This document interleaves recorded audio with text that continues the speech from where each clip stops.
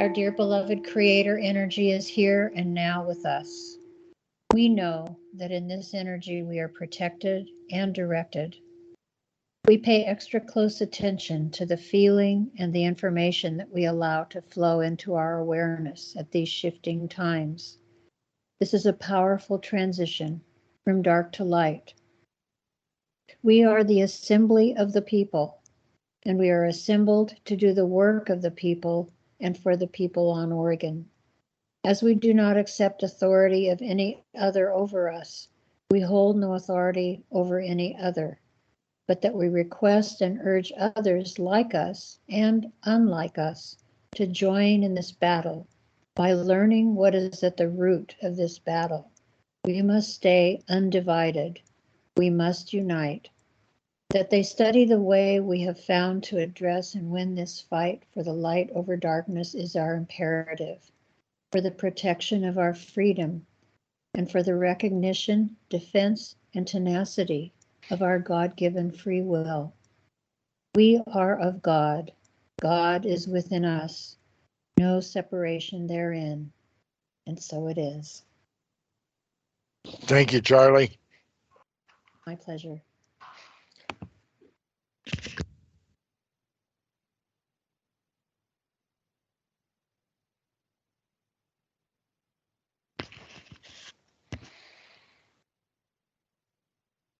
Hi, my name's Ron Vroman. I'm the old white man talking head for the Oregon Statewide Jural Assembly. I think we have an original thought and we're carrying it out. And I'd like to flesh it out here in the recording and see if I can't find some more like minds to find this and then to contact us at the Oregon Statewide Jural Assembly, orsja.org.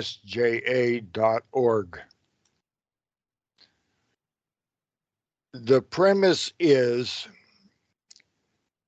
you have to do it. Nobody can do it for you, and you cannot do it alone. That's the premise. And working off of that, think about the Second Amendment. Then after you think about the Second Amendment, you've got that running through your head, add in the 10th Amendment, and you run that through your head at the same time with the thought that Amendment 7 comes now. To my thinking, those are the only three places where the people on the several states participate in this document. We are third-party beneficiaries of this document, and the United States of America, found in Washington, D.C., a construct, a creation of the United States of America, which is the creator of the Constitution. So it is apostrophe S Constitution. That's it. That's who made it. That's who started the whole thing. All other names are fictions, and not fictions as in all the rest are created, I think, as subterfuge or confusion, like the USA and the small United and all of those things. They're just distractors. What we have is the United States and the United States of America made up of us. So we have to look at this from the point of view of Article 1, Section 1 of Oregon's Constitution. I love it. Those guys were smart.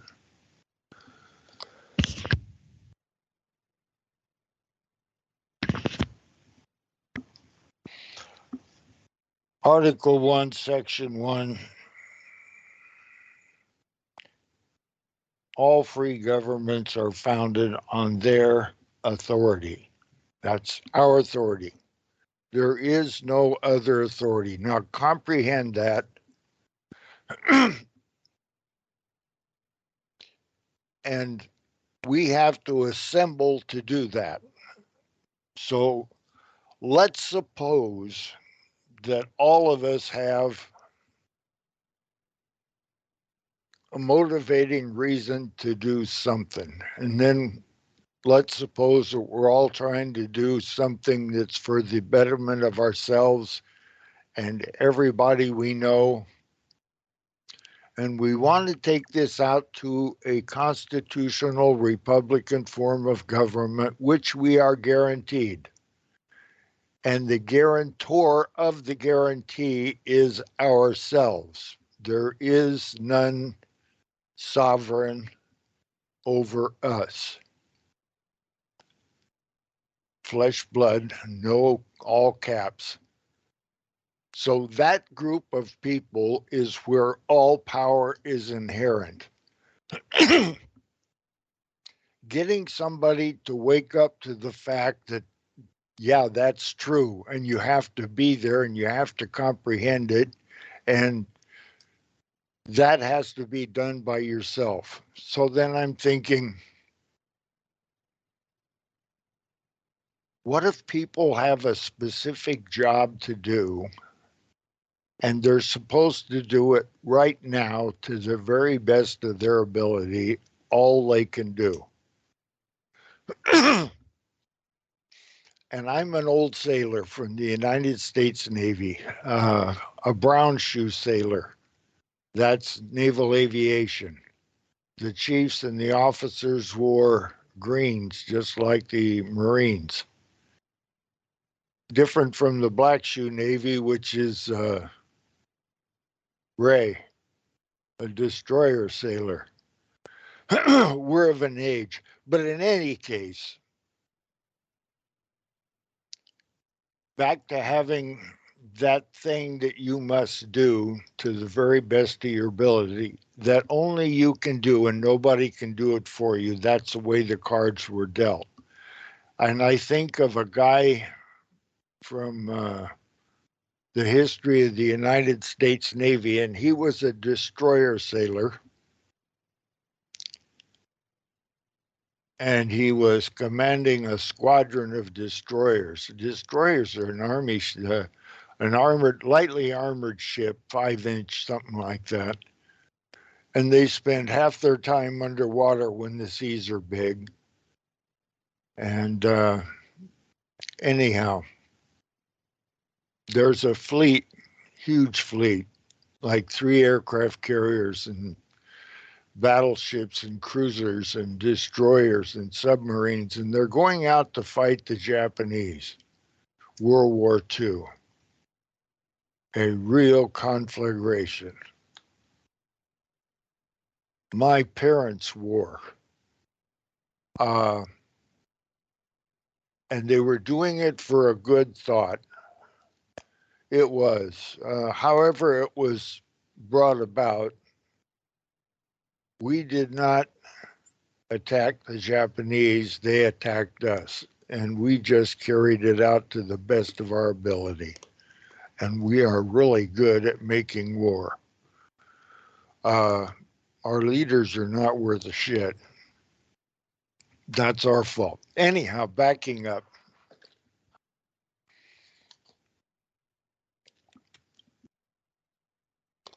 This thing that only you can do, whatever the hell it is, I'm doing mine, and all of those that I hang out with are doing the same thing.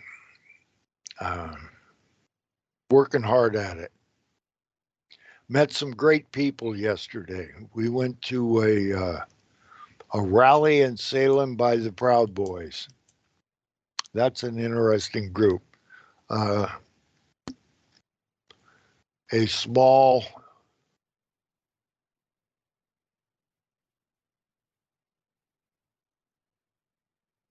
how's that? Is that getting clear? The Proud Boys.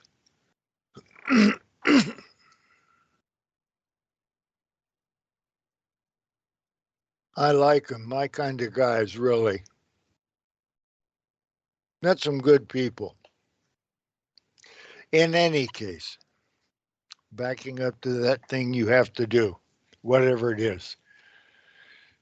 This whole fleet in the Navy is sailing across the ocean, and oceans are treacherous places at war.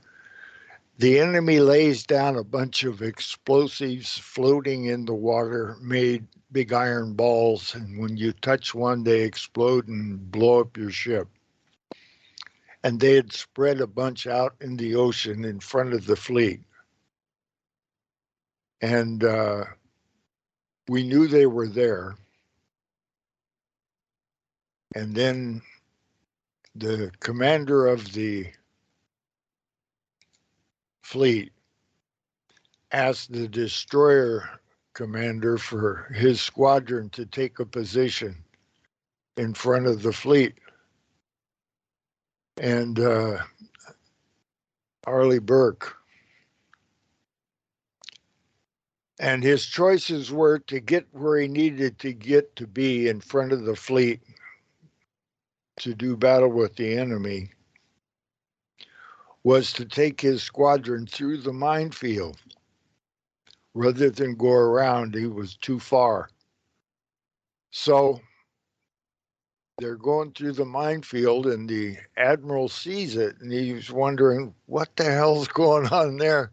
So he asks him, he says, Burke, what are you doing in the minefield? 31 knots. And that's where we have to be. As hard as we can go and as fast as we can go right now, all in the same direction. Charlie knocks it out of the park. I think I'll play that prayer again. So in any case, can we figure out a way, and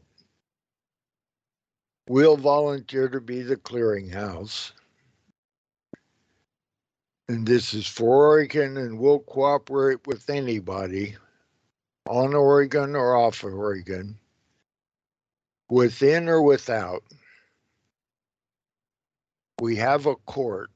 We have a court of record. We've done the work. We have the acceptance of the feds, the state of Oregon, the de facto in general. And it looks like lawfully Oregon is ahead of anybody else doing this stuff. And there's a lot of people doing it hard, and I'm talking to them to stop on the diversion already and get to the job. This is 31 knots in the minefield. This is as fast as you can go and as hard as you can go. There's a black Proud Boy. I got his name and it won't come. And he was there yesterday. He's big. You grab his arm and it's like 20 inches. And you grab him, or I did anyhow. And he's in the middle of settling a conflict between two people. Stop. Lay down. And I grabbed his arm and I says, where in the hell have you been? You have not been answering my emails. And I stick my card in his hand and he looks and he says, I've seen that name. He says, I don't answer any emails unless I know who the hell you are. Okay, so maybe we can make some movement into that ethnic group. We really got to. There was maybe 3 or 4 black men there yesterday. There should have been a lot more. And I didn't see any Mexicans. Didn't notice any Asians. Mostly white guys. A lot of women. They're strong. But anyhow, I wish there would have been more movers and shakers there. There are several, lots of movers and shakers on Oregon, and they're moving and doing the best they can, all in some direction. Got to figure out some way to get the de jure, and most of them don't really know what the hell I'm talking about when I say that, and that's a problem. The nomenclature. Yesterday, I would walk up to a bunch of Proud Boys, hand them brochures and my card, and ask them questions like, "Are you guys U.S. citizens?" And the guy said, "Yes." And I thought, damn, same as me. I used to think I was too, and I'd answer yes and stick my chest out, shoulders back, damn straight. And we got to get these people to understand there's a nomenclature of things and they don't know it. What they know is wrong. We have to get that fixed. Democrats are against me for some reason. Because if a Democrat is holding a Democrat's point of view and not a communist point of view, we're not that damn far apart. Black Lives Matter and that whole bunch are just batshit crazy. And any white people that support black people that think that way are nuts also. But that's all apart from the situation. We have a claim of cognizance that we're using, which is a beautiful concept. I got it from Nikki, and we're using it quite well. It seems to stop things. I don't know for how long and I don't know how effective, but it seems to get attention. And the concept is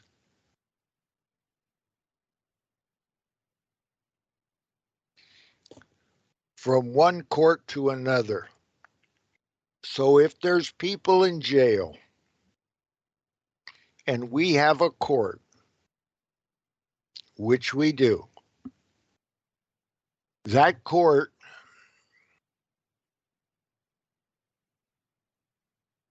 should be able to speak by claim of cognizance, one court to another, and explain to the de facto that the de jure, which is me and you, without subjects or ruler, that's important, me and you, are not going to take it anymore. Therefore, we have to use a claim of cognizance in a creative manner to work as a habeas corpus. If you think lawful and from a grand jury point of view, because in our thinking, the only place that I can find where the de facto and the de jure have to coexist in the same space at the same time, lawfully and legally, is with the grand jury. No other place can I find where the two can meet and must, without fail, recognize the jurisdiction of the other. And it's our grand jury, which we have, doesn't belong to any district attorney. They've accepted it. It's acquiesced to. Charlie's working hard on Martha. And we should be able to bring lawfully and legitimately, without any equivocation, they have to, if they're even going to hold a semblance of Article 7 amended, which isn't bad. It's not horrible. It's not communist. It's what they've been operating on since 1910. It's unlawful and it's illegitimate, and they know it. It's in color of law. It's play pretend of the British Accreditation Registry. And our people form 501c3s to be a person and operate in that jurisdiction. And it just drives me nuts. You're trading with the enemy, for Christ's sakes, quit it. You're a sovereign. Unless you work for the United States, Inc., or one of its subdivisions. If you don't, well, then you got to act like a man or a woman or child and be a sovereign and be Article 1, Section 1, and be Amendment 7, and be Amendment 10, and enforce this stuff. Look them in the eye. Now, when we were in Salem the other day, the only one that would look us right in the eye was Jane. The rest of them are cowards. 4 of us beating on the door of the state police, and they're afraid to come talk to Oregonians, standing on their front porch, beating on their door, and they're hiding.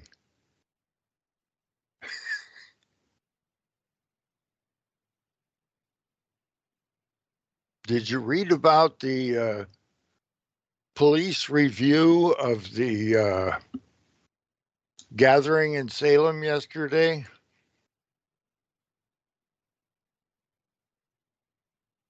I was glad I went.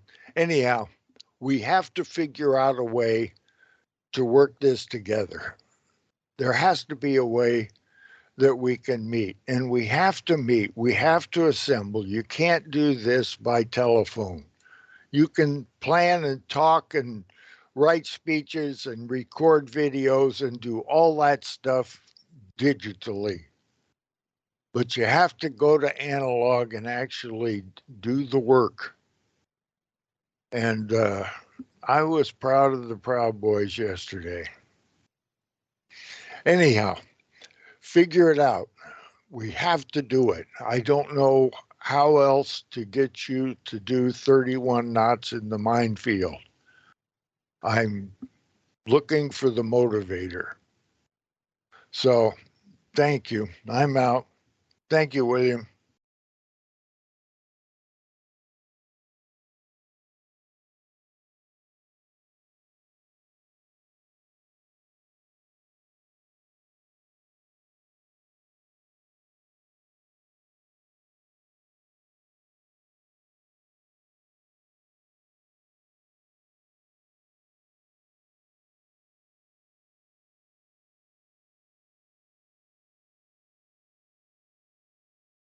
They do not want to let go of this.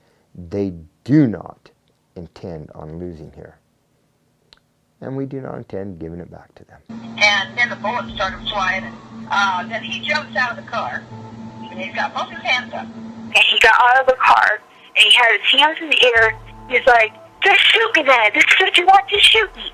And they did. They shot him dead. With his hands in the air, and I saw it. I swear to God. He was just walking with his hands in the air. And they shot him.